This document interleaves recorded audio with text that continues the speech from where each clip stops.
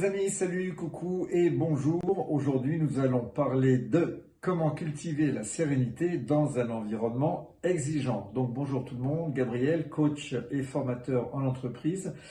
Également, un paramètre que j'aborde assez peu, c'est le fait que j'ai écrit 12 livres sur le développement personnel en milieu professionnel, mais également dans la vie de tous les jours. Donc la thématique d'aujourd'hui, comment cultiver la sérénité dans un environnement exigeant, a été demandée par mail sur l'adresse suivante contact@grmcoaching.fr et c'est là-dessus que je choisis les thématiques que je traite en mini-webinaire et même moins, car vous allez voir qu'aujourd'hui, ça va être très très court, ça va être assez flash, ça va être très impactant.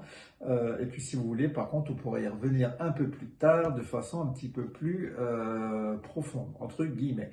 Donc aujourd'hui, le rythme du travail, toutes les urgences constantes, tous les imprévus et les responsabilités multiples vont créer un état de tension permanente.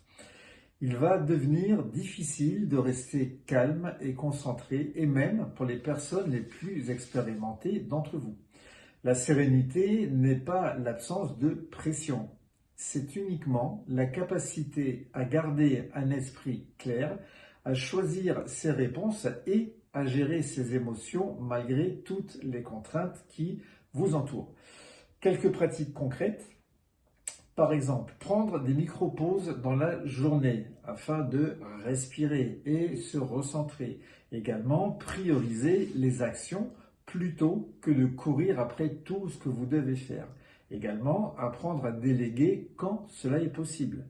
Observer ses émotions sans aucun jugement pour éviter qu'elles ne prennent le dessus sur vous.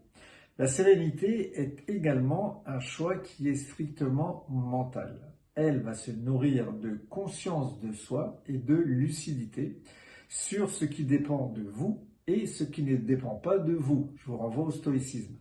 Une personne sereine influence très positivement son entourage. Elle rassure, elle calme.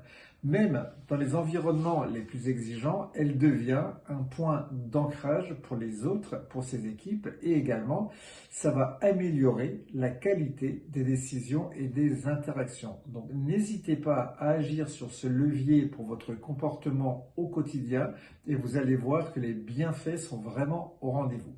Je vous l'avais dit, c'était très court, c'était très flash. En tout cas, je vous souhaite une excellente continuation. On se revoit jeudi prochain dans les jeudis du dirigeant, mais pas que. En attendant, portez-vous bien. À très bientôt. Salut les amis. Bye bye. Ciao, ciao.